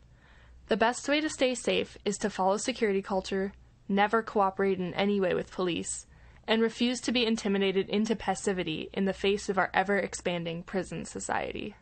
When it comes down to it, security is about love for ourselves, love for our comrades, and love for the resistance that lights a fire inside us and brings meaning to our lives. Rather than resort to suicidal despair or nihilistic indifference, let's care for ourselves and each other enough to be cautious and intentional with the risks we take. We'll close with the words of Tortuga, the Chilean anarchist who was grievously injured and narrowly escaped decades in prison after a failed bomb attack against a bank. We need to use a little more prudence.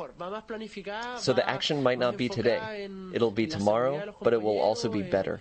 It will be better planned, more focused on the safety of those involved, and other small details that I don't know if I can pass on here, but like I've written, one mistake, one small neglect can change everything. And we are far too valuable to be needlessly putting ourselves at risk. I think my most focused advice today would be more than anything that this comrade value herself, that she not feel like her life is just a material contribution to the struggle. I would tell this comrade to value herself a little more, that she give herself time and room to breathe. That's all, that the struggle is for your whole life. It won't change by waiting one more night. Solo eso. Que la lucha es toda la vida, no va a cambiar por una noche más o una noche menos. Eso.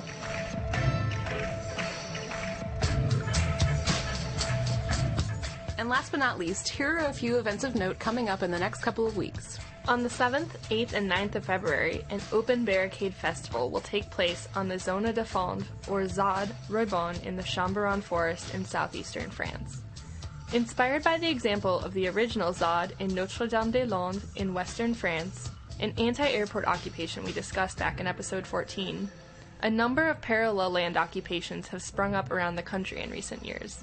At the ZAD Roybon, occupiers are fighting the construction of an environmentally destructive tourist park. Folks will gather to build barricades and cabins to occupy and defend the zone, along with workshops, cultural events, and more. Bring building materials, tools, all your friends, and waterproof and warm clothes. For more information about the struggle and a schedule of events, visit ZAD Roybon, that's ZADROYBON.noblogs.org. The Buffalo Field Campaign is inviting wildlife warriors to a week of action from February 9th through 16th, 2015. This is an urgent call-out for motivated volunteers to come and stand strong beside the bison in Yellowstone National Park before the government slaughters 800 to 900 wild bison from these precious herds. For more information about the Buffalo Field Campaign, which has been struggling alongside the buffalo since 1997, visit buffalofieldcampaign.org. And a very bold call has gone out to shut down Canada on February 13th. A group called Solidarity with All Land Defenders has issued a call-out for communities across Canada to blockade their local railway, port, or highway on February 13th. Don't buy, don't fly, no work, and keep the kids home from school. A diversity of tactics is highly recommended. The goal is to significantly impact the Canadian economy for a day and demand there be an independent inquiry into the 2,000-plus cases of missing or murdered Indigenous women. A call has been issued for workshops and presentations at the Toledo Free School Fest, which will take place on March 21st. Proposals are due March 8th. For more information, check out toledofreeschool.org. And finally, here are some prisoners whose birthdays just happened or are coming up in the next few weeks. On January 26th was Marius Mason, an eco-anarchist and activist who is currently serving nearly 22 years for dozens of actions claimed by the Earth and Animal Liberation Fronts. And on February 4th, Veranza Bowers Jr., a former Black Panther Party member who was framed for the murder of a U.S. park ranger. He's being illegally held past his 30-year sentence, making him one of the longest-held political prisoners in U.S. history. Take a second out of your day and drop these folks a letter, card, or postcard. It makes a huge difference. We'll have their addresses posted on our website in the notes for today's show.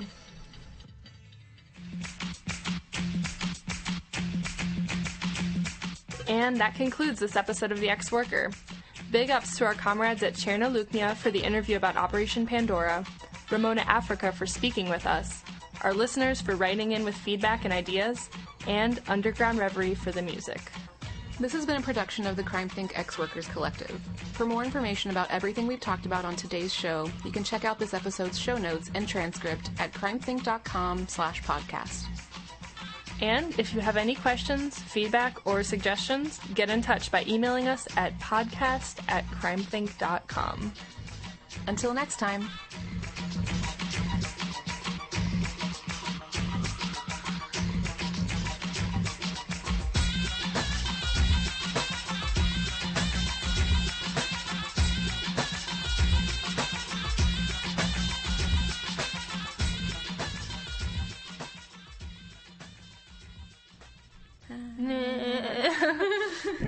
Dun, dun, dun. Bum, bum.